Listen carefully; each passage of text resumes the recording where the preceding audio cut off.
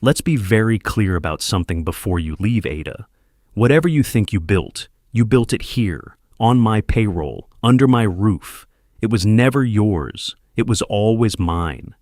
Preston Crane said it loud, in the middle of the open engineering floor, for all 60 people to hear. He never spoke quietly when there was an audience. 2 security guards flanked Ida's shoulders, eyes down. On the desk sat a cardboard box, already packed before he'd called her in.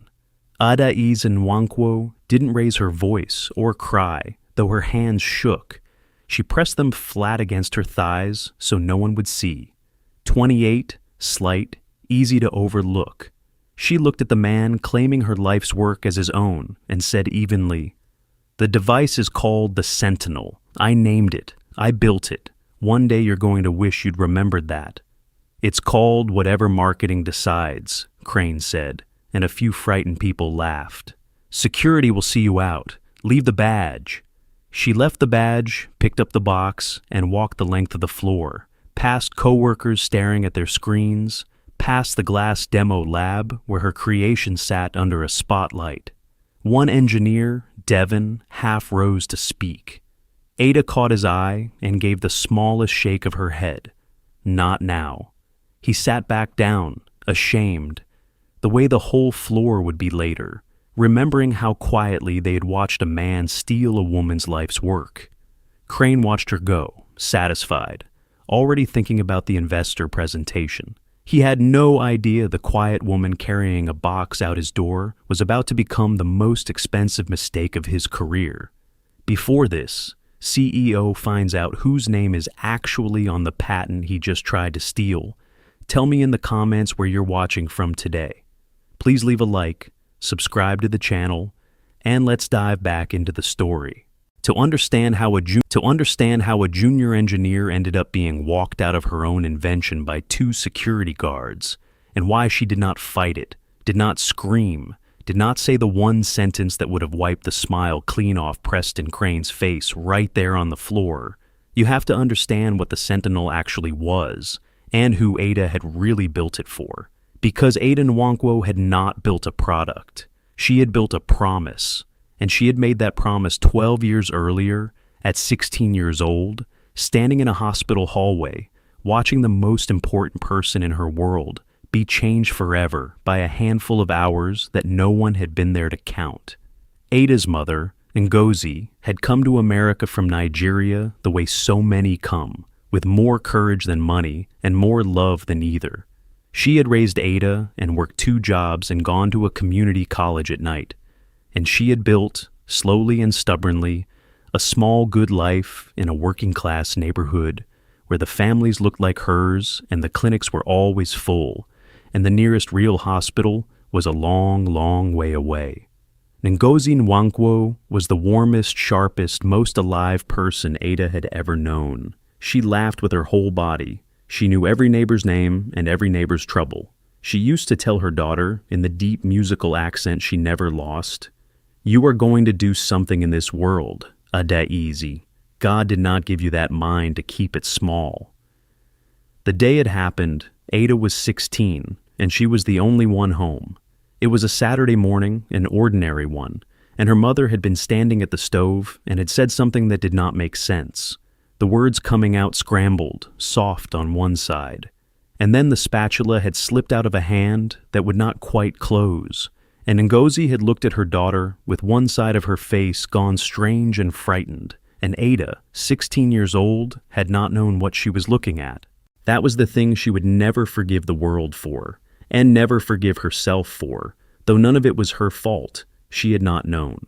She thought her mother was tired. She thought maybe it would pass. She got her to a chair. She got her some water. She waited, the way you wait when you are a child, and you do not have the word for the thing that is happening, and the word was stroke, and the thing about a stroke that no one had ever taught a 16-year-old in that neighborhood is that it is a race, and the prize is the rest of a person's life, and the clock had already been running for some time before Ada ever picked up the phone. By the time the ambulance came, and by the time it carried her mother the long way to the hospital that could actually treat her, and by the time the doctors did what they could, too many hours had passed.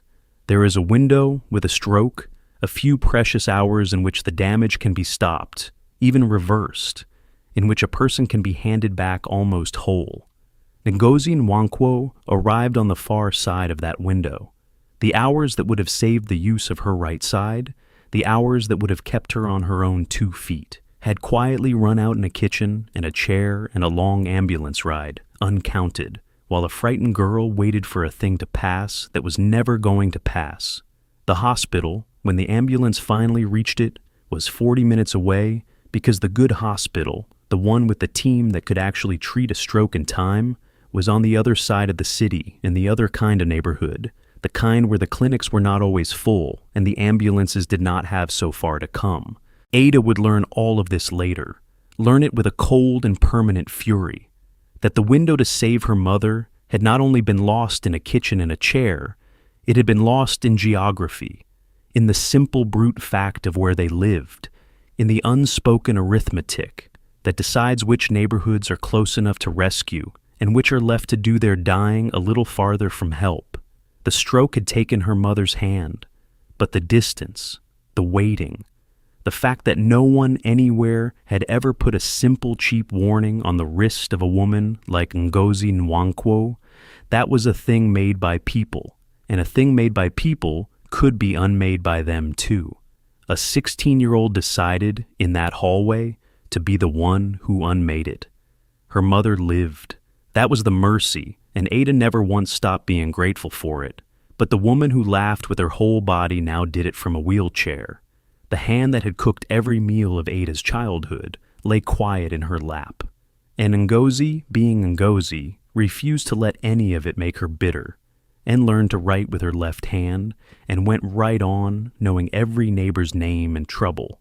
But Ada, standing in that hospital hallway at 16, had made a promise that she did not say out loud to anyone, a promise that became the secret engine of her entire life.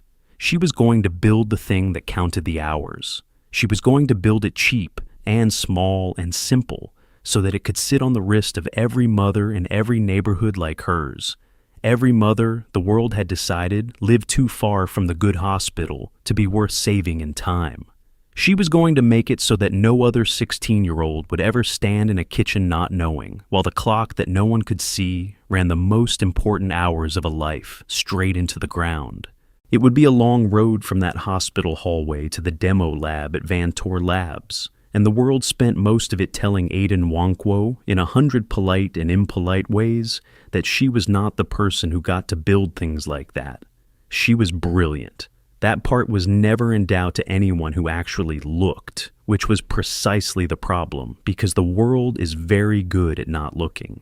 She tore through school. She taught herself to code at 15 and to read medical papers at 17, working out the biology of what had happened to her mother, line by line, with a dictionary open beside her. She earned her way into a good university, and then through a hard degree that married software and biology and signal processing, the exact unlikely combination a thing like the Sentinel would one day require, and she did it while sending money home, while calling her mother every single night, while being, almost always, the only person in the room who looked like her.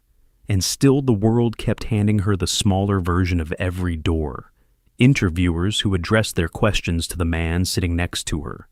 A professor, a kind one even, who suggested she think about technical support rather than research, something stable.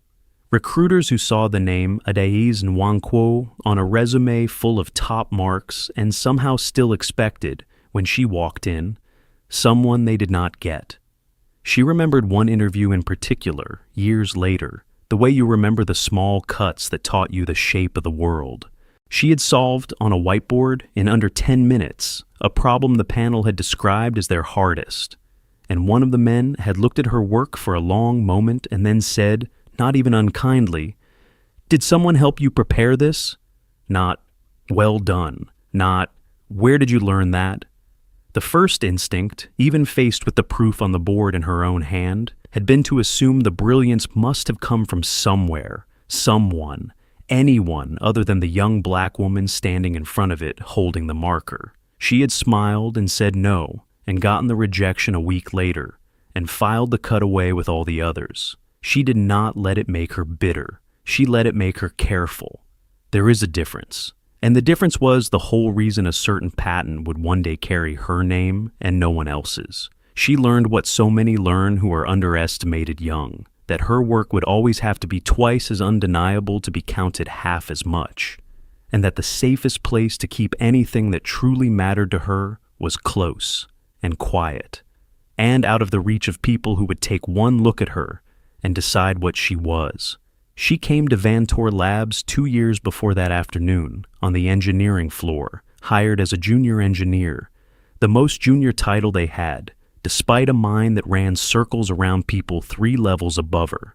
She took it because Vantor had the one thing she could not build alone: the resources, the lab, the path to actually manufacturing a medical device at scale and getting it onto the wrists of the people she had built it for. She told herself she could be patient. She told herself the title did not matter, only the mission did, and she put her head down, and she did the careful, brilliant work that everyone took for granted, and she watched her ideas get repeated back to her in meetings by men who had heard them from her an hour before, and she said nothing, and she waited, because waiting was a thing she had learned to be very, very good at. What she did not advertise, what she kept as close and quiet as everything else that mattered to her, was that the heart of the Sentinel, the real invention, the breakthrough that made the whole thing possible, had not come from Vantor at all. It had come from her, from years of her own nights and weekends, her own equipment, her own relentless private obsession, long before Vantor Labs ever knew her name. She just had not told anyone that part yet, and that, though no one in the building knew it, was the loose thread on which Preston Crane's entire empire was about to come unraveled. The Sentinel itself was the kind of beautiful, simple idea that looks obvious only after someone spends years making it work. It was small, a band you wore on your wrist, no bigger than an ordinary watch, cheap enough to be made for a few dollars and given away in the clinics and churches and community centers of the neighborhoods that needed it most. And it watched. Quietly, constantly, it read the small electrical and rhythmic signals of the body, the heartbeat, the subtle patterns that ripple out ahead of certain kinds of strokes and seizures, the way a change in the air runs ahead of a storm.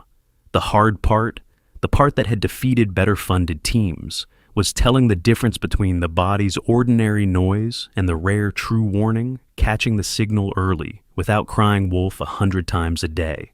That was Ada's breakthrough. That was the thing she had cracked alone, over years, with her mother's scramble morning at the stove running underneath every line of code, the trick of hearing the warning in time to count the hours, and then doing the one thing that mattered most, telling someone. Call now. Get to the hospital now. Do not wait. Do not let the hours run out the way they ran out for me. She had built the first working version in her apartment, on her own time, on her own hardware, soldering the early prototypes at her kitchen table, the way her mother had once stood at a stove, testing the algorithm against thousands of hours of public medical data she had every right to use, refining it night after night after night. She had a wall covered in her own handwriting, in diagrams, in the biology of the thing that had taken her mother's hand. She had given it its name late one night, alone. The Sentinel, the one who stands watch through the night so that the people sleeping behind it are safe. The genius of it, the part the better-funded teams had missed, was that Ada had refused to make it complicated. The men with the big grants kept trying to build something that did everything, that diagnosed and measured and reported 100 things, expensive and fragile and useless to a woman who could not afford it. Ada had built something that did one thing and did it well, the way her mother cooked, the way her grandmother must have before that. It watched for the one pattern that mattered, the early whisper of the storm, and when it heard it, it did not produce a chart or a number that needed a doctor to read. It said, in plain words a frightened person could understand, the only words that ever counted: something is wrong, go now, do not wait. She had tested that part on her own mother, had watched Ngozi's face as the prototype spoke its simple sentence, and had known she had it right when her mother said softly, "If this had said that to me, that morning, I would still have my hand."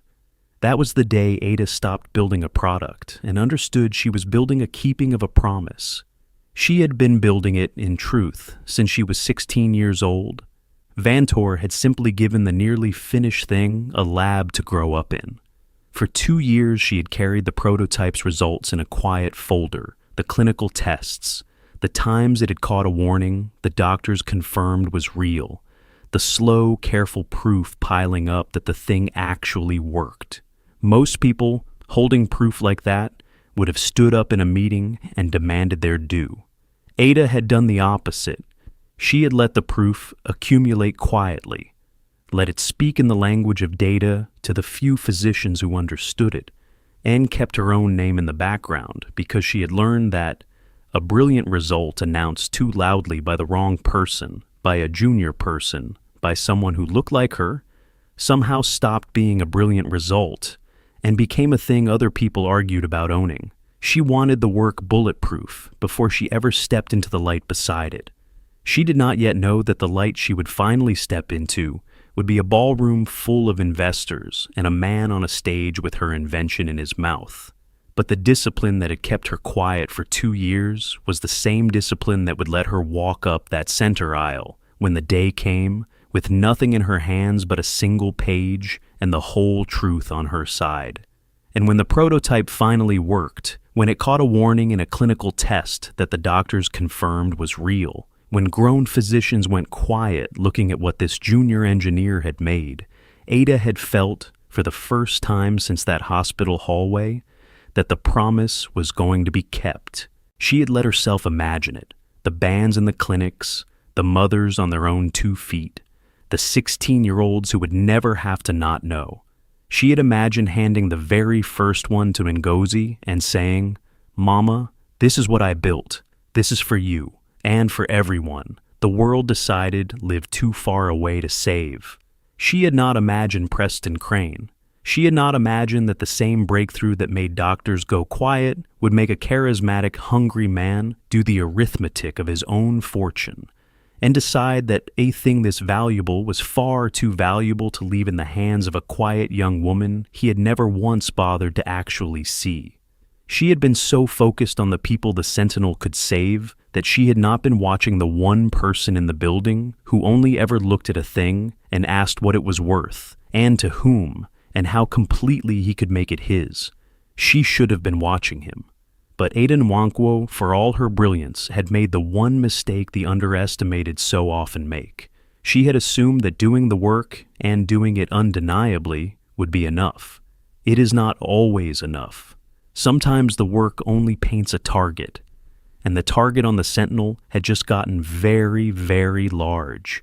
Here is the thing Preston Crane did not know, the thing that almost no one knew, the thing Adaeze Nwankwo had done 2 years before she ever set foot in Vantor Labs, because a lifetime of being underestimated had taught her one lesson down to the bone: protect the thing that matters before anyone knows it matters.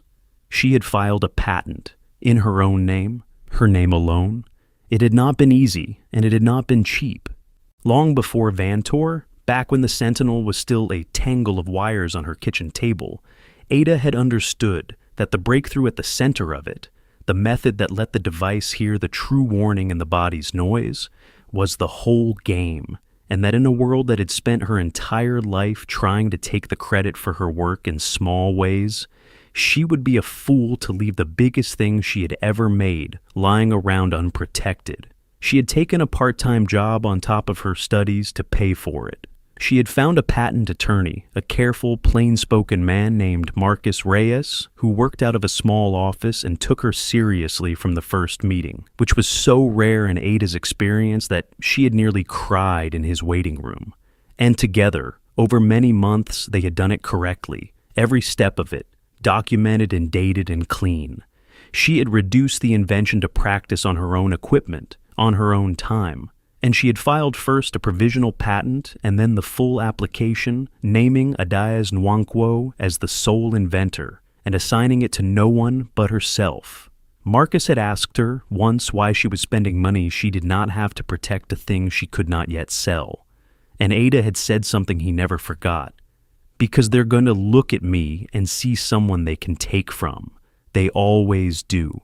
And the one time they're wrong about me, I want it to be the time that counts. When Vantor hired her, she had read her employment contract the way most people do not, slowly, twice, with Marcus on the phone. There was the usual clause, the one that says anything you invent on company time, with company resources within the scope of your work, belongs to the company. Ada had made certain, with Marcus's help, that the foundational invention sat entirely outside it. It had been conceived, built, reduced to practice, and filed before Vantor, on her own hardware, on her own hours, the patent already pending in her own name.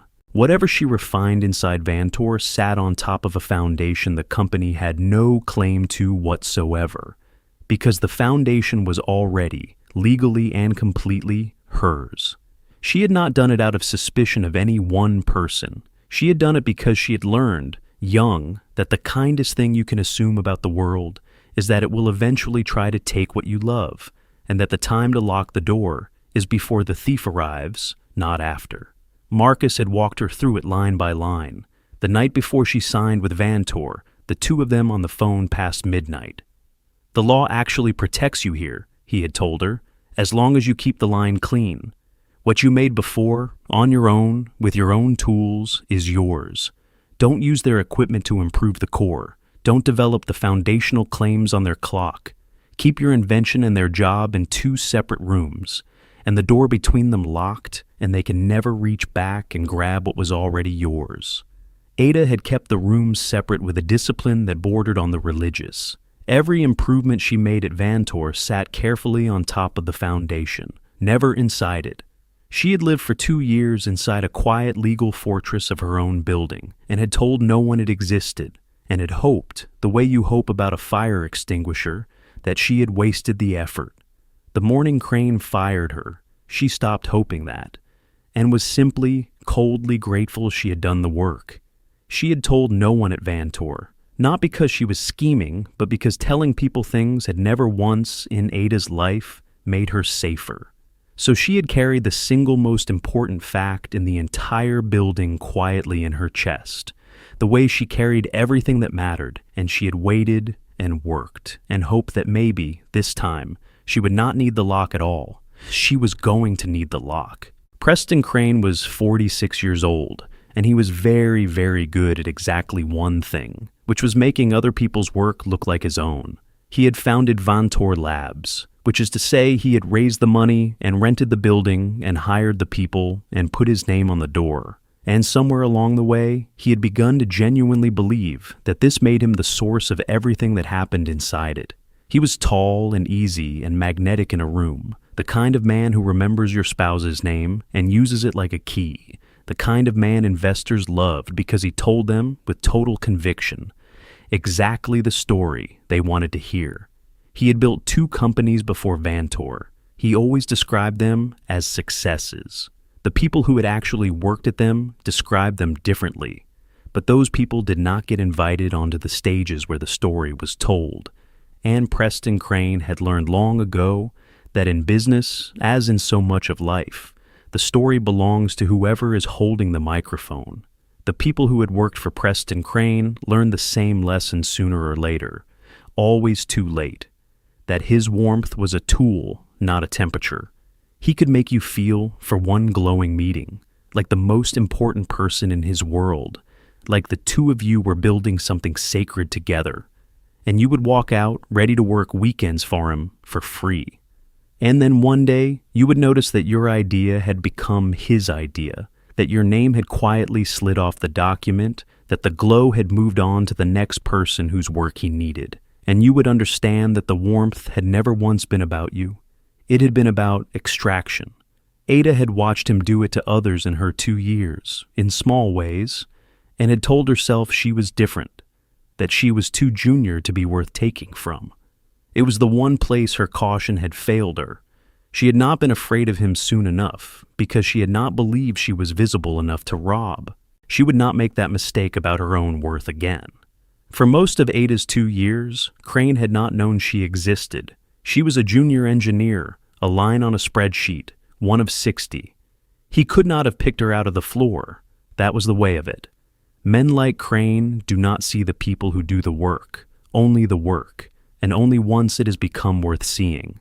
And the Sentinel became worth seeing on a Tuesday in the spring when the prototype caught a real warning in a clinical trial, hours ahead of an event. And a respected physician on Vantor's advisory board sent Crane an email that used the word breakthrough and the phrase potentially worth a fortune in the same sentence. That was the day Preston Crane learned Adaeze Nwankwo's name. And it was the day he began, with the unhurried confidence of a man who had done it before, to take her life's work away from her. He did it the way clever predators always do it, not in one theft, but in 100 small reframings. He started sitting in on the Sentinel meetings and then leading them. He started saying we and then I. He gave a talk to the board about my vision for the device and did not mention her name. He brought in a senior engineer, a man, to oversee the technical direction, and quietly began routing decisions around Ada so that on paper the project's brain became someone else, anyone else, as long as it was not the quiet young woman who had actually built it. He was not stupid. He could see the value was enormous, the kind of value that brings 9-figure checks and magazine covers, and the only thing Preston Crane had ever truly worshipped, which was more. And he had decided, with the calm certainty of a man who had never once been told no, that a prize this size was simply too important to belong to a junior engineer he could replace with a title and a memo. He never once considered that she might have locked the door. Why would he? He had looked at Adaeze Nwankwo exactly the way the world always looked at her, and seen someone he could take from. It genuinely did not occur to him that the most overlooked person in his building might also be the most careful, or that the quiet was not weakness but patience, or that somewhere in a small law office across town there was a piece of paper with her name on it and no one else's. Men like Preston Crane have a single fatal blind spot, and it is always, every time, the same one. They cannot imagine that the people they have decided are nothing might have seen them coming all along. And so, Preston Crane looked at Adaeze Nwankwo on the rare occasions he looked at her at all, and saw a junior engineer, a line item, a problem of optics to be managed before the big show. He never once wondered what she went home to. He never wondered why a young woman would pour herself into a device about strokes, of all things, with that particular ferocity, or what it might mean that she had named it the Sentinel, the Watchman, the one who keeps the vigil no one else will keep. He had no curiosity about her at all, because curiosity is a kind of respect, and he did not respect what he could not see the use of. It was the most ordinary failure in the world, and the most expensive. If he had asked her one real question, just one, in 2 years, he might have learned enough to be afraid. He never asked. Men like Crane never do. They are far too busy being the answer to ever risk becoming the question. The reframing became a theft in the open over the course of a few short weeks, as Investor Day approached, because Investor Day was the prize, and Crane intended to walk onto that stage as the sole genius behind the most exciting medical device anyone had seen in years. Investor Day was Vantor's big play, a carefully staged afternoon in a downtown event hall where Crane would present the Sentinel to a room full of venture capitalists and stand to raise the kind of money that turns a startup into an empire and a founder into a legend. The whole company had been bent toward it for months, and as it neared, Crane systematically erased Ada from the story of her own invention. Her name came off the internal documents. She was removed from the Investor Day working group, told it was a bandwidth thing, that they needed her heads down on the engineering, not in the room. The senior engineer presented her architecture to Crane in a rehearsal as though explaining it to him, and Crane nodded along as though he had thought of it. and Ada stood at the back of the room and watched a man accept praise, in her hearing, for the exact thing she had soldered at her kitchen table at 2 a.m. with her mother's photograph propped against the lamp. She had stood at the back of that rehearsal room and felt something she had never let herself fully feel before. A clean, cold anger with no fear left in it. For most of her life, the underestimation had come with fear attached.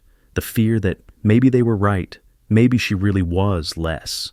Maybe the doubt in all those rooms was pointing at something true.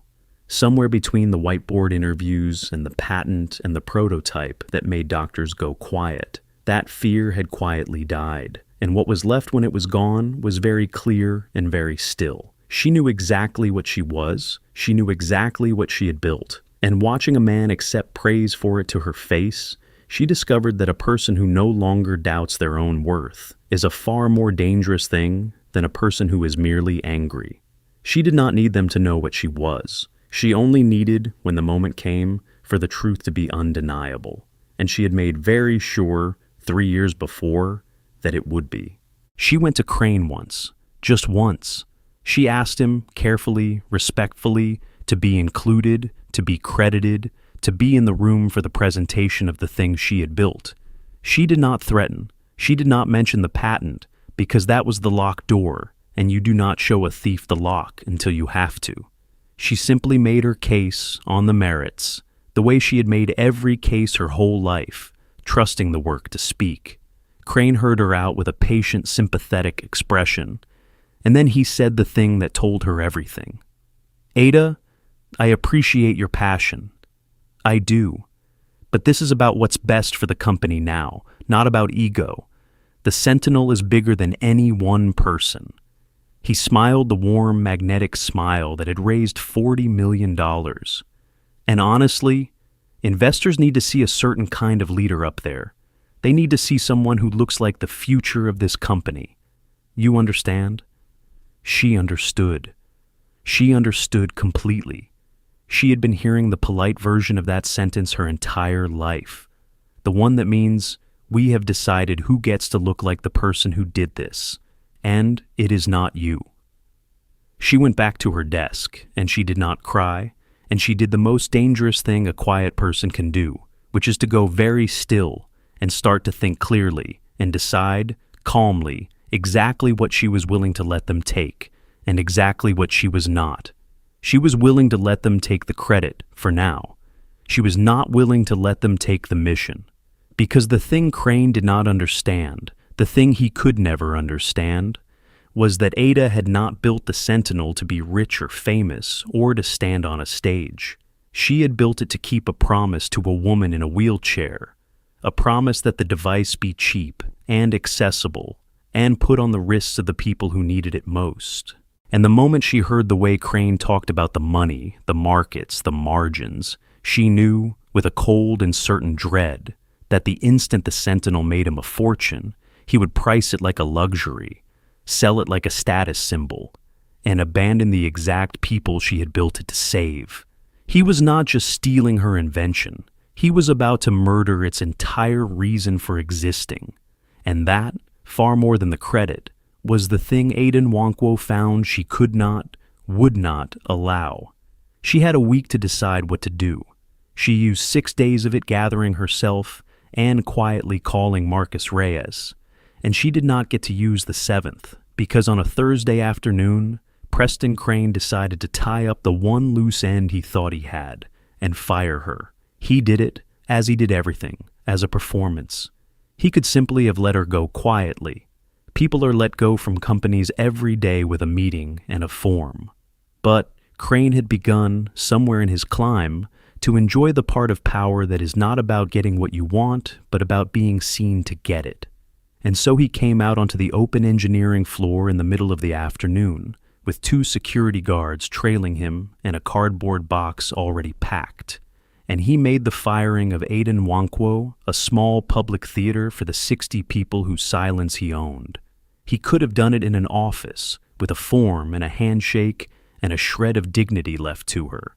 That was the thing the floor could never quite forgive him for afterward, once they understood the whole of it. Not only that he stole, but that he chose to do the stealing in public, slowly, as entertainment. Because somewhere in his climb, Preston Crane had developed a taste not just for winning, but for being seen to win, for the small, sick pleasure of humiliating a person in front of an audience that would not dare object. It told you everything about him, that choice. A man secure in his own worth does not need to make a quiet woman small in front of 60 people. Only a man who, somewhere underneath all the charm and the magnetism and the $40 million smile, suspects he has never actually built anything himself, needs that. He needed it. And in needing it, in making her humiliation public instead of private, he created 60 witnesses to his own cruelty, every one of whom would remember it vividly when the time came to understand exactly what kind of man they had been so quietly afraid of. "Ada," he said, loud, pleasant, lethal. "Let's talk. Out here is fine." And then he did the thing that he would, in not very many days, give anything to take back. He told her, in front of the whole floor, that the company was moving in a different direction. He told her that her skills weren't scaling with the project. He let the second phrase hang there, in front of all her colleagues, a small public humiliation, dressed up as a personnel decision, the kind of sentence designed to make a brilliant person doubt the one thing they had always been sure of. And when she stood there with her quiet dignity refusing to crack, he reached for the thing he thought would break her, the thing that revealed exactly what kind of man he was. He reminded her, out loud, that anything she had worked on belonged to Vantor. He said the words that opened this story, the words about his payroll and his roof and his name on the door, the words of a man pulling a thing close that he believes is already his. Whatever you think you built it here, so it was never yours. It was always mine. Ada looked at him for a long moment, and here is the part that the people on that floor would talk about later, after everything came out, the part that made them ashamed of their own silence. She did not look beaten. She looked, if anything, almost sad, the way you look at a man who has just confidently signed something he has not read. She said only, "The device is called the Sentinel. I named it. I built it. And I think one day you're going to wish you'd remembered that." And she picked up her box and she set her badge on the desk, and she walked the length of that floor and out the front doors with her back perfectly straight, past the glass wall where her creation sat, waiting under its spotlight. She let him have his moment. She let him keep his smile. She walked out into the bright afternoon, a fire junior engineer carrying a cardboard box, looking, to anyone who passed her on the sidewalk, like one more young person who had just had a bad day in a hard city. She did not look like a woman holding a locked door behind her back. She did not look like the only person alive who legally owned the thing 60 people upstairs were about to bet their futures on. That was the whole point. That had always been the whole point. The world had spent 28 years deciding Adaeze Nwankwo was nothing, and for one more afternoon, she was content to let it keep believing exactly that, because she knew something the world did not, and she could afford to wait a few more days for the world to find it out. She went home to her mother. Ada and Ngozi shared a small apartment, the two of them, because Ngozi needed help with some things now, and because Ada would not have had it any other way. And when Ada came through the door that afternoon with a cardboard box in her arms, her mother took one look at her face and knew.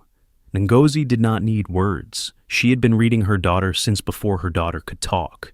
She wheeled herself away from the window where she had been sitting and said, in the deep voice the stroke had softened but never silenced, "Come here, Adaeze. Come and sit by your mother and tell me what they did." So, Ada sat on the floor beside the wheelchair, the way she had when she was small, and she put her head against her mother's good knee, and she told her, all of it. The reframing, the erasing, the man who took the credit in front of the board, the polite cruelty of someone who looks like the future of this company, the cardboard box, the security guards, the long walk out.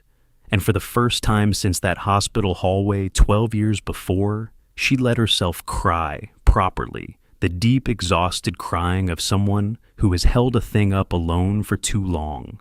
Her mother stroked her hair with the hand that still worked and did not rush her, and did not tell her it would be all right, because Adaeze Nwankwo did not lie to her daughter, even kindly.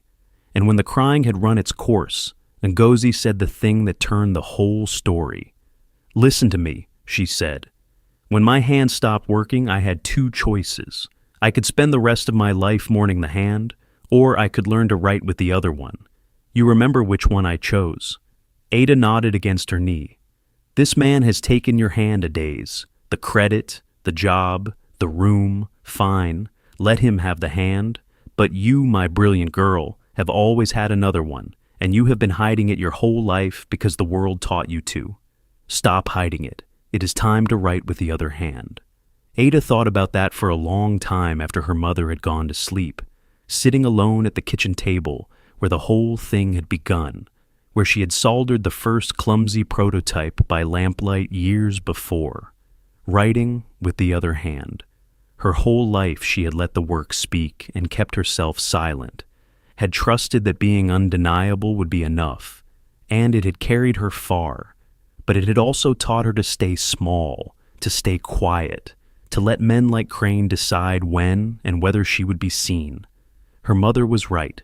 The quiet had been a kind of hiding, and the time for hiding was over. She was not going to creep to a lawyer and settle this in some private room where Crane could pay his way out and keep his reputation and go do it to the next quiet woman with the next stolen thing. She was going to do it in the light, in front of the exact kind of room that had spent her whole life looking through her.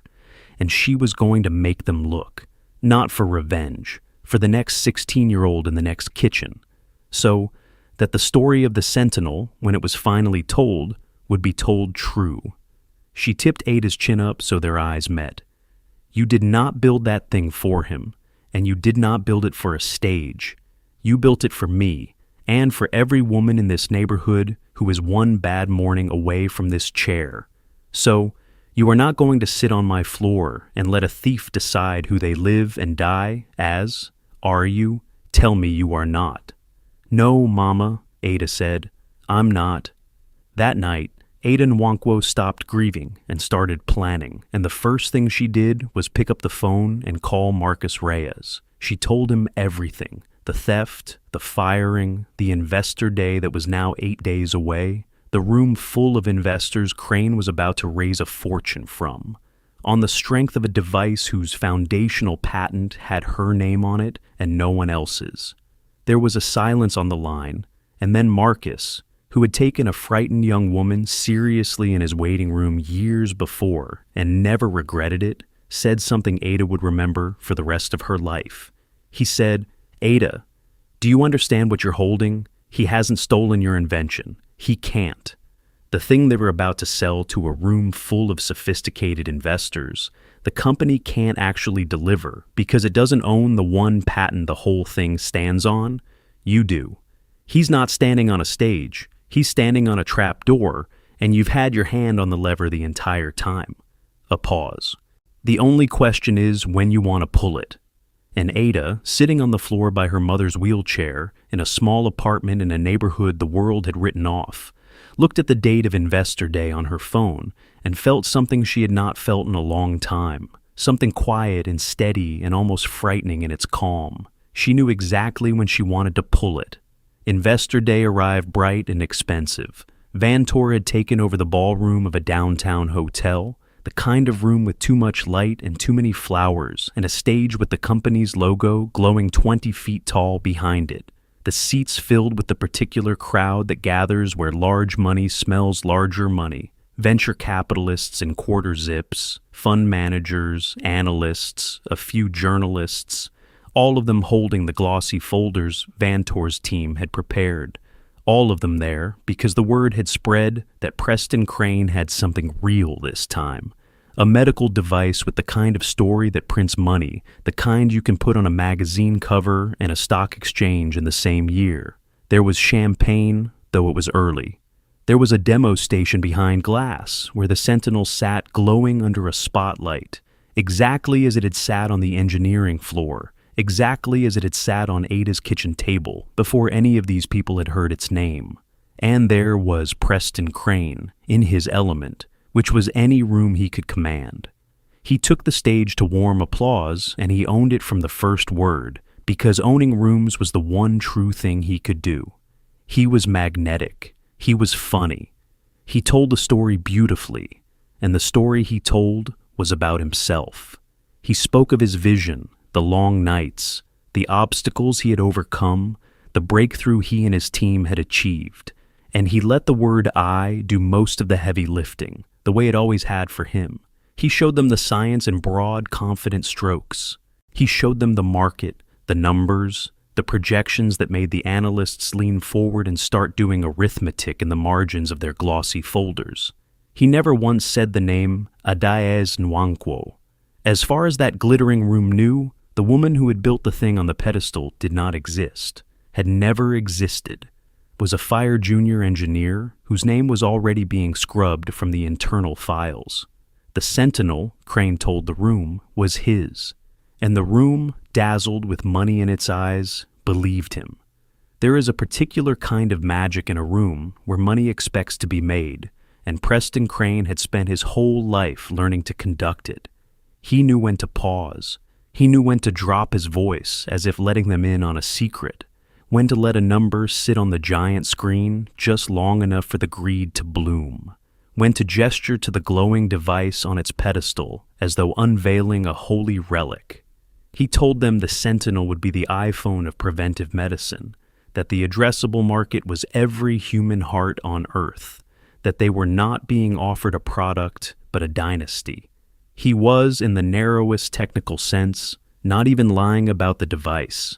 It really was that good. He was only lying about the one thing that mattered, which was whose it was. And he had told that particular lie so many times by now, in so many rooms, that he had very nearly come to believe it himself. That is the final stage of a certain kind of man. Not that he deceives others, but that he has practiced the deception so long he can no longer locate the place where the truth used to be. In the third row sat a woman who did not lean forward. Her name was Yvette Seeley, and she was 62 years old, and she was the managing partner of one of the most respected funds in the room, which meant she was very probably the single most important check Preston Crane was hoping to land that afternoon. She sat with her folder closed in her lap and her reading glasses pushed up into her silver hair. And she watched Preston Crane perform, and she did not smile when the room smiled, and she did not lean forward when the room leaned forward. She had been doing this for 30 years. She had been, for much of that time, the only black woman in rooms exactly like this one, and she had earned her seat the hard way.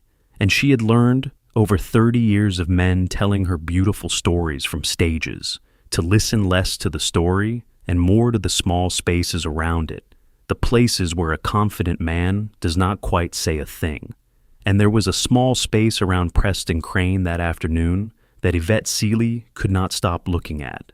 He talked about the team, but he never named the inventor. He talked about the breakthrough, but he never quite explained who had made it. For a man so eager to take credit, there was a careful, practiced vagueness in exactly one spot, the spot where the actual genius behind the device should have stood. And in 30 years, Yvette Seeley had learned that when a man is that specific about everything except who did the work, it is usually because the answer to that one question is a door he does not want anyone to open. She made a small note in the margin of her folder. It said only, "Who actually invented this?" and under it, "Diligence, IP." And she underlined the second line twice. Yvette Seeley had not gotten where she was by writing checks on the strength of a good performance. The other funds in that room were already half sold. She could feel it, the warm, greedy hum of people getting ready to wire money. That was precisely why she slowed down. It was a rule she had made for herself decades earlier, after watching charming men separate smart people from their money more than once. The more a room wants to believe something, the harder you check it, especially the boring parts, especially the ownership. Because the most exciting startup in the world is worth exactly nothing if it does not actually own the thing it is selling. And in 3 decades, Yvette Seeley had seen more than one beautiful company die on that single unglamorous question: who owns the patent? Yvette Seeley knew, better than anyone in that ballroom, exactly what it cost to be the person whose name the room forgot to say. She had been that person for the first 15 years of her career. The only one who looked like her at every table, the analyst whose correct calls got repeated by men who then got the promotions, the partner who had to be twice as right to be counted half as credible. She had built her fund in the end, partly out of pure stubbornness and partly out of a private vow, not unlike Ada's, that if she ever got to be the one holding the checkbook, she would go looking for exactly the people the rooms overlooked, because she had learned the hard and lucrative truth that the overlooked are very often the most undervalued asset in any market. The dazzled men around her saw a charming founder and a hot device. Yvette Seeley, from her third-row seat, saw a careful vagueness in one specific spot and recognized it, because she had spent her life watching people try to paper over the place where someone like her had actually done the work. So, when the other funds began, after the reception, to circle Vantor with their checkbooks out, Yvette Seeley went quiet and went to work, and she was glad for once that the room had underestimated her too, that Crane had filed her in his mind as a likely yes and stopped watching her closely, because it gave her room to move. That was the gift the overlooked always carried. The one advantage of being unseen. No one guards against the person they have already dismissed. Ada had it. Yvette had it. It was, when you thought about it, the very thing this whole story turned on. The recurring blindness of powerful men who cannot conceive that the people beneath their notice might be watching them with perfect clarity, taking careful notes, locking quiet doors, and waiting, with more patience than the powerful have ever needed to learn, for the one moment when being underestimated stops being a wound and becomes a weapon. So, while Crane worked the reception afterward, while the other investors clinked glasses and talked term sheets, Yvette Seeley quietly put her own people to work. She called her fund's intellectual property counsel before she had even left the ballroom and told them what she wanted. A full search on the core patents behind the Sentinel, the real ones, the foundational claims, not the marketing. Who filed them, when, and most of all, whose name was on them. It was routine. It was the kind of thing her fund did before every serious investment, the diligence that the excited money in that room was, in its hurry, about to skip.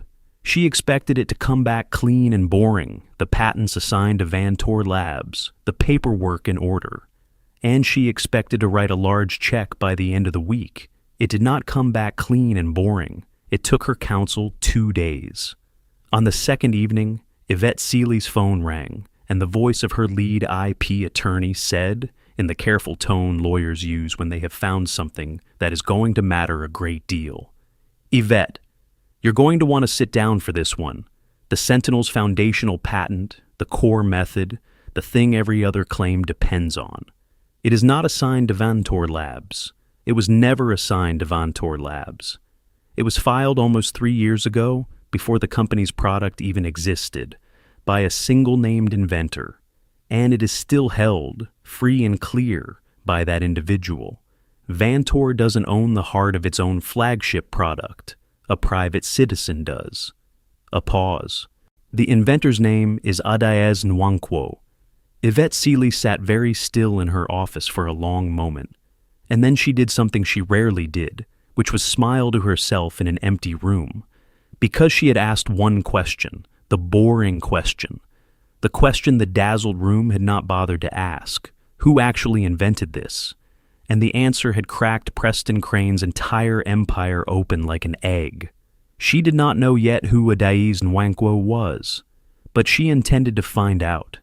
And she had a strong feeling, the kind 30 years gives you, that the name Crane had been so careful never to say from that stage, and the genius he had been so careful to keep faceless, and the person who actually, legally, owned the most valuable medical device in that ballroom were all going to turn out to be the very same woman. And Yvette Seeley, who had spent her whole life being underestimated in rooms exactly like that one, found that she was very much looking forward to the next few days. She did not go to Crane with it.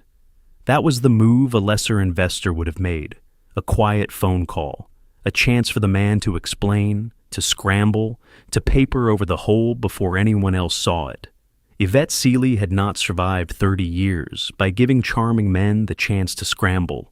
She tracked down Adaeze Nwankwo first. It took her one afternoon because Marcus Reyes, when a managing partner of a major fund called his small office asking about his client's patent, was careful and correct and said almost nothing, but he agreed to pass along a message. And that evening, Ada's phone rang with a number she did not know, and a calm, dry, amused voice on the other end said, "Ms. Nwankwo, my name is Yvette Seeley. I run a fund. I was at Vantor's Investor Day, and I've spent the last 2 days learning that a man stood on a stage and tried to sell me a company built on a patent that turns out to belong, lock, stock, and barrel, to a young woman he didn't bother to mention by name. I would very much like to hear your side of this story, all of it, and I think, when I have, that you and I are going to be able to help each other a great deal." And Ada, sitting once again on the floor by her mother's wheelchair, told Yvette Seeley everything, while Ngozi listened. And somewhere across that long phone call, the shape of what came next began to form. 3 days later, Vantor held its follow-up session, the closing event where the serious investors were expected to commit, where Crane would collect the soft promises from Investor Day and turn them into hard money, the 9-figure round that would make him what he had always believed he was. He took the stage again, in the same bright, expensive ballroom, even more confident than before, because the word back to him had been good. The room was hot. The money was ready. He did his opening. He thanked them for their excitement. He said he was ready to talk about terms, about the future, about building something that would change medicine forever. And from the third row, Yvette Seeley raised her hand. Crane, gracious, expansive, gestured to her, no doubt expecting a softball, a question he could hit out of the park because he knew who she was, and a public question from Yvette Seeley was usually the prelude to a very large check. "Yvette," he said warmly, "please." She did not stand. She did not raise her voice. She simply looked at him over the top of her reading glasses, with her closed folder in her lap. And she asked, in a calm and carrying voice that reached every corner of that suddenly attentive room, the single boring question that the dazzled money had forgotten to ask.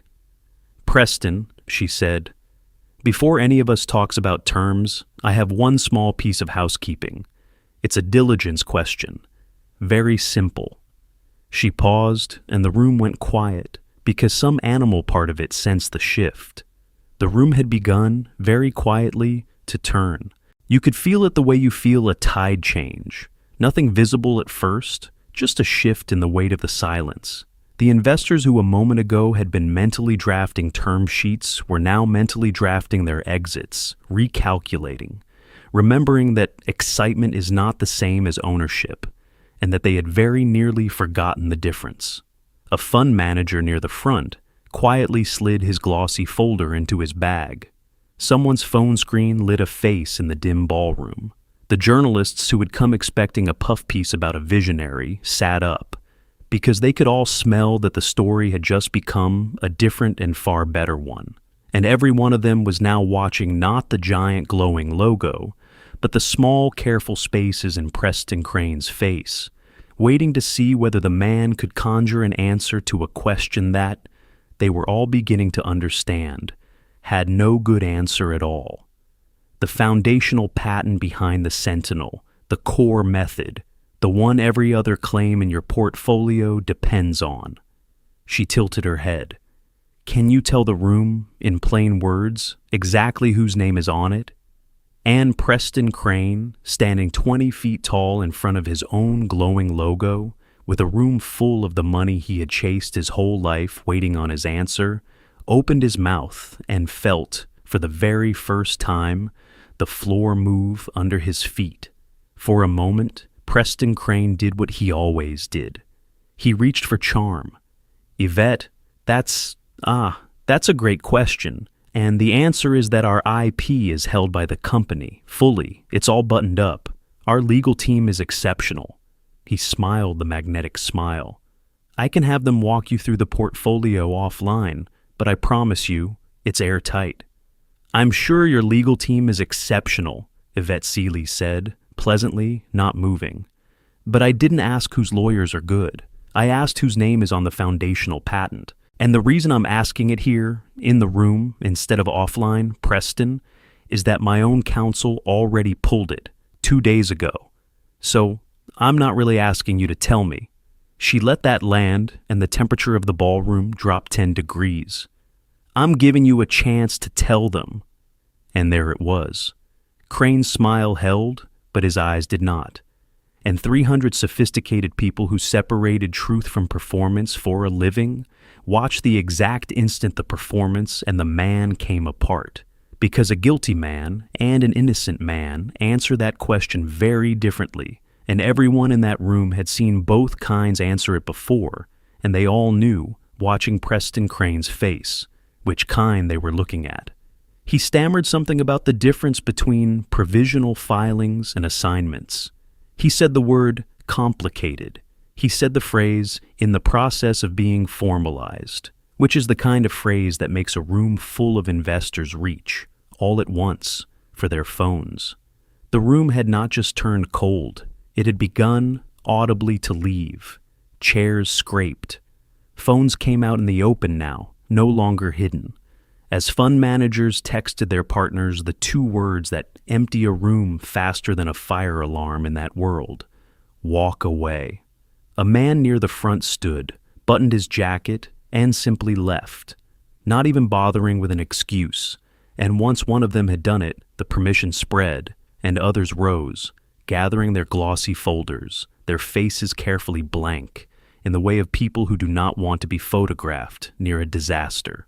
Preston Crane watched the money he had chased his entire life stand up and put on its coat, and he reached for the microphone and the charm one more time, and found that both had stopped working at once, because charm only works on a room that still wants to believe you, and this room had just remembered altogether that wanting to believe a man is the most expensive mistake an investor can make. Somewhere a journalist began, very quietly, to type.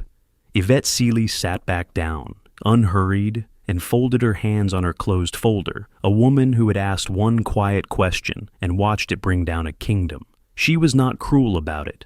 She did not gloat any more than Ada would. She simply let the silence do its work, because she had learned long ago that you do not need to destroy a false thing. You only need to ask it clearly in public, to prove it is true, and then step back while it fails to. All around her, the room was performing its quiet arithmetic of self-preservation. Every investor calculating how close they had come, every one of them privately grateful to the silver-haired woman in the 3rd row, who had asked the boring question they had all been too dazzled to ask. The smartest money in the city had nearly been separated from itself by a confident man and a beautiful lie, and had been saved by the one person in the room they would, an hour earlier, have been least likely to listen to. Let me make it simpler, Yvette said, and now she did stand, slowly, a 62-year-old woman who had spent her whole life being the one they underestimated in rooms like this, and who had learned to make that a weapon. The Sentinel's core patent was filed almost 3 years ago, before this company had a product, by a single inventor on her own. It has never been assigned to Vantor Labs. As of this afternoon, Preston, you do not own the heart of the device you are standing in front of, asking us to value at 9 figures. A private individual owns it, which means what you have been selling all of us from that stage, with your name on it, is something that was never yours to sell. She looked around the room, at the folders snapping shut, at the money getting up to leave. So, I'll ask my question one final time, and then I think we'd all like to hear the answer. The person who actually invented the Sentinel. The name you have been so very careful never to say. She turned back to him. Who is she, Preston? Tell the room. Who owns it? The silence in that ballroom was total, and Preston Crane, who had built an entire life out of being the one holding the microphone, stood under his own 20-foot logo and could not make a sound because the only true answer to the question would end him, and the lie had finally, in front of everyone who mattered, run out of room. And then, from the back of the ballroom, a door opened. Every head in the room turned. A young woman walked in. She was slight and quiet and easy to overlook. The kind of person a glittering room like that one would normally never notice at all. Dressed simply, carrying nothing but a single slim folder, she walked up the center aisle without hurry, the same unhurried walk she had used to leave the Vantor engineering floor with a cardboard box in her arms. And the room watched her come, not knowing yet who she was, only sensing. The way a crowd senses weather, that she was the answer to the question hanging in the air. She stopped at the front, and she turned, not to the room, but to the man frozen on the stage, and she let him look at her, and watch the recognition and then the horror climb his face as he understood, far too late, exactly who had just walked into his investor day. "Hello, Preston," Adaeze Nwankwo said quietly. "You," he said. The microphone caught it and carried the cracked single syllable to every corner of the room. "Me?" She turned finally to the investors, to Yvette Seeley still standing in the third row, to the journalists, to all of it. And she spoke in a clear, steady voice that did not shake, the voice of a woman who had been waiting 12 years to be heard. "My name is Adaeze Nwankwo. Some of you have been told a story this afternoon about a man's vision and a man's breakthrough and a man's company. I'd like to introduce myself because I'm the part of that story he left out. I designed the Sentinel. I wrote the method that lets it hear a stroke coming before it arrives. I built the first one at my kitchen table almost 3 years ago, on my own time, with my own hands, long before I ever worked a single day at Vantor Labs. And because I have spent my entire life around men who look at someone like me and decide what they can take, I did one thing before I ever walked through Mr. Crane's door." She opened the slim folder and held up a single page, the patent, with her name on it and no one else's. "I made sure that the one thing that mattered would always legally completely belong to me. It does. It always has. 6 days ago, this man stood in front of his whole company, pointed at me, and said that whatever I built was his, because I built it under his roof. He was wrong. He's been wrong about me from the first day, the same way the world has been wrong about me my whole life. He just never imagined the overlooked woman might have seen him coming." She set the page down on the edge of the stage, in front of him, gently, the way you return something to its rightful place. "You all came here today to give a great deal of money to a man because of a story he told you." Ada went on, her voice steady, sweeping the room. "I understand the appeal of the story, a lone visionary, a flash of genius, a fortune waiting to be made. It's a very old story, and you've all funded it 100 times. But I want you to notice something about it, because it matters far beyond this room and this device. The story almost never includes the people who actually did the work, if those people happen to be the kind the world has decided not to see. There is always an Ada in the story you weren't told. In every building like the one I was walked out of, there is someone quiet doing the real thing, while someone loud prepares to take the stage. I'm only standing here because I happen to be careful enough, and lucky enough, to have my name on a piece of paper he couldn't talk his way around. Most of them don't. Most of them you never hear about at all. So, when you leave here, I'd ask you to wonder, just once, about all the inventions whose true authors never got to walk through the door at the back of the room." She paused. "I got to. Today. This once. Because of her." And she nodded toward the back, where Yvette Seeley stood, and the room turned and understood. "I didn't build it to be rich," she said, and her voice changed, and the whole room leaned into the change. "I built it for my mother, who is sitting at home in a wheelchair right now, because no one was there to count the hours when she had her stroke. I built it cheap and small and simple, so it could go on the wrist of every mother in every neighborhood the people in this room have never had to think about. That was the whole point. And the moment I heard this man talk about margins and luxury pricing and premium markets, I knew he was going to take the one thing I built to save those people and turn it into a toy for people who were never in danger.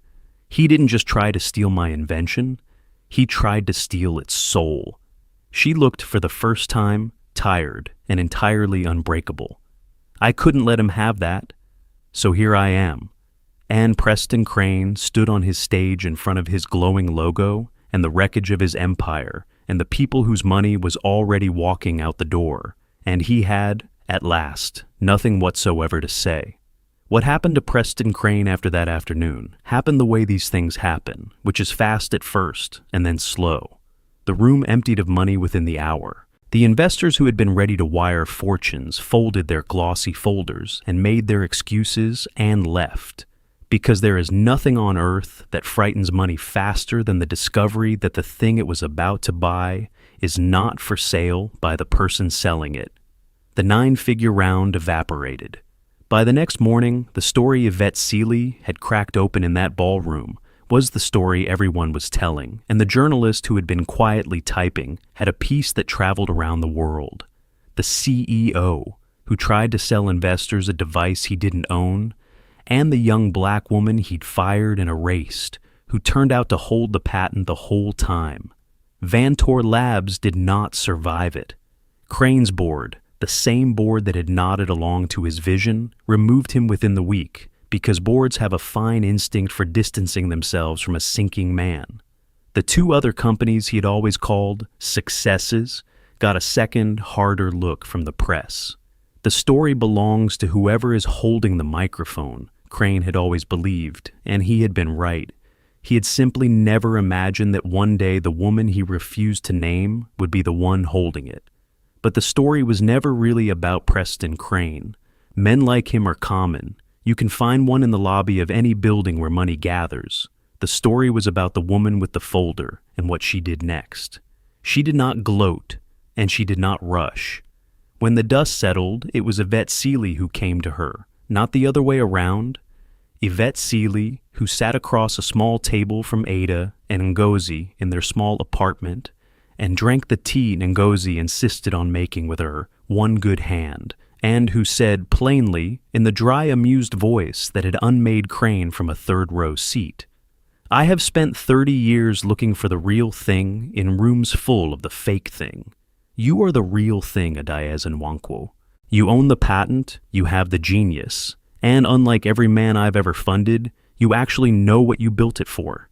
I would be honored to back you, not to take it from you, to help you keep it exactly what you meant it to be." She looked at Ngozi, and something passed between the 2 older women, 2 women who had each spent a lifetime being underestimated in rooms that were not built for them. The 2 of them talked for a long time that first afternoon, Yvette and Ada, while Ngozi listened from her chair and put in the occasional sharp word that cut to the center of things the way Ngozi always did. And what passed between them was more than a business arrangement. It was a kind of inheritance, handed in the other direction from the usual. Yvette Seeley had spent 30 years building the seat she sat in, alone, with no one ahead of her who looked like her to show the way. And she had reached the age where she had begun to wonder what all that hard-won room was for if she never used it to hold the door open behind her. And here, at her own kitchen table summit, was the answer. A young woman with the genius and the patent and the unbreakable sense of purpose, who needed exactly one thing Yvette had spent a lifetime accumulating, which was power that would protect her instead of rob her. "I spent my whole career," Yvette told her, "being the only one in the room. I am very tired of being the only one. So, let's go make sure you're not." And Ngozi, in her chair, said, "Amen," in the voice of a woman who had spent her own life being the only one too. And the 3 of them sat in the small, bright apartment and began, quietly, to change how a certain kind of thing got built. "Your daughter," Yvette said to Ngozi, "is going to change a great many lives. I'd like to help her do it the right way." And so it was Ada's name on the new company, and Ada's vision in charge of it, and Ada's promise written into the very structure of the thing, so that no one could ever quietly murder it again. Yvette Seeley's fund put real money behind it, the kind of money that builds factories and runs trials. But on Ada's terms, the Sentinel would be made cheaply and distributed first and deliberately to the clinics and the community centers and the neighborhoods, like the one Ada had grown up in, the places the market always reached last, and that needed it first. The luxury version Crane had dreamed of never existed. The contrast was the whole lesson, and Ada made sure, in the building of the new company, that it could never be forgotten.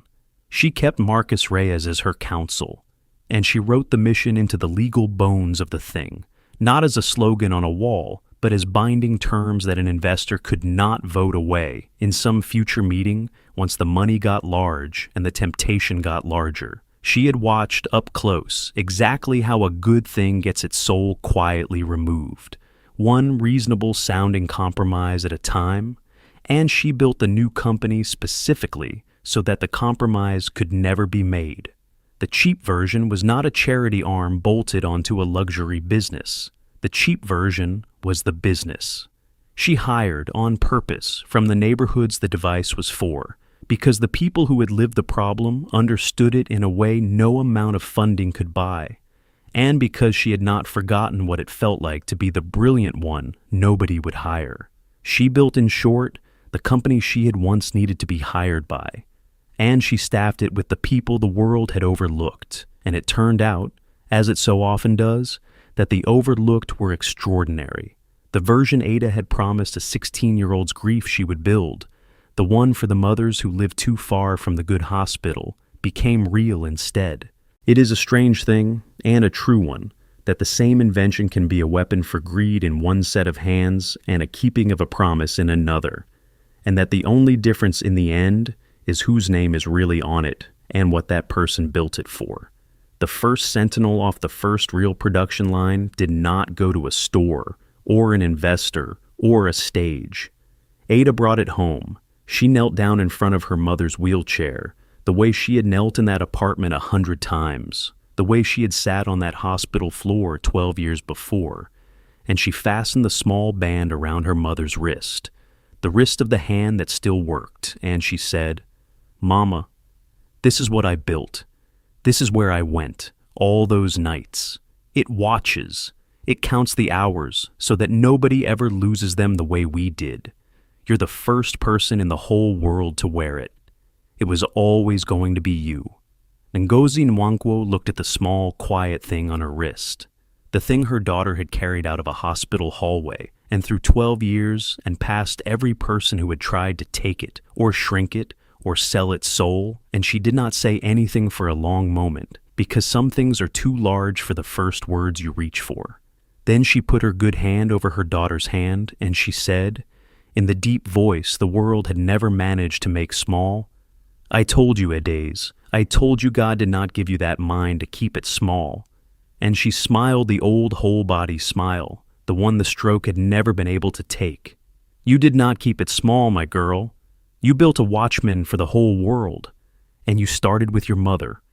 The Sentinel went out into those neighborhoods, and in the months and the years that followed, it did the only thing Ada had ever wanted it to do. It counted the hours. Somewhere a man felt his watch buzz a warning and got to a hospital while there was still time, and walked out of it on his own 2 feet, and never knew that the small band on his wrist had been built at a kitchen table by a woman the world had tried to erase. Somewhere a teenage girl did not have to stand in a kitchen not knowing, because the watchman knew for her, and said, out loud, the words no one had been there to say for Ngozi, "Not yet, not today, go now, there is still time." That, and not the patent, and not the company, and not the ruin of Preston Crane, was the victory. The rest was just the price of getting to it. The letters came, after a while, the way they do. A daughter wrote to say the band had warned her father at his desk, that he had made it to the hospital with hours to spare, that he had walked her down the aisle a year later on 2 good legs. A clinic in a neighborhood much like Ada's wrote to say they had handed out 400 of the devices and seen the worst outcomes fall by a third in a single year. A woman wrote, in careful handwriting, to say only that she was 61 years old and had raised 4 children and still had both her hands, and that she had heard the device was built by a young woman for her mother, and that she wanted that young woman's mother to know that her daughter's love had reached all the way to a kitchen 4 states away and kept another family whole. Ada read that one aloud to Ngozi, and the two of them sat together in the small apartment and cried, not the old grief, but something on the other side of it, and Ngozi said, "You see, you did not lose the hours after all, Adaeze. You went back and you found them, and you have been handing them out to strangers ever since." It was the truest thing anyone ever said about what her daughter had built. So, let me ask you something before you go.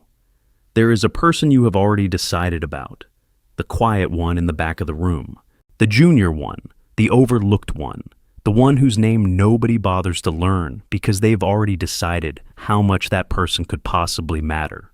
We do it constantly, all of us, this fast and lazy sorting of the people around us into the ones who count and the ones who don't. And we are so often so spectacularly wrong because the world is absolutely full of people doing extraordinary things quietly, keeping enormous promises in small apartments, building watchmen at kitchen tables, while the loud people take the stages and the credit and the microphones. But you have no idea whose name is really on the thing that one day saves your life. You have no idea what the quiet woman you walked past has already built, or what she survived to build it, or what promise she is keeping that you will never hear about. The people who change the world are so rarely the ones holding the microphone.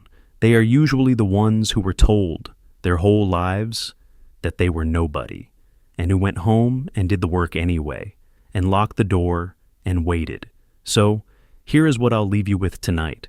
The next time you are tempted to decide that the quiet person, the overlooked person, the one who doesn't look like your idea of important, has nothing to offer, stop. Learn their name. Ask them what they're working on. Because one day, like Preston Crane, you may find out exactly who you were talking to. And on that day you will want, more than anything, to have been the person who saw them before the whole world had to. If Ada and her mother's story moved you, tell me in the comments about someone in your life who built something quietly, who deserved the credit and didn't get it, who kept a promise nobody saw. Hit that like button so more people find this story, and subscribe, and turn on the bell so you never miss the next one. Because the world will always try to tell you that the loud ones are the important ones. They aren't. The important one is whoever actually did the work and kept the promise and never stopped counting the hours. Take care of each other. Don't lose the hours. And I'll see you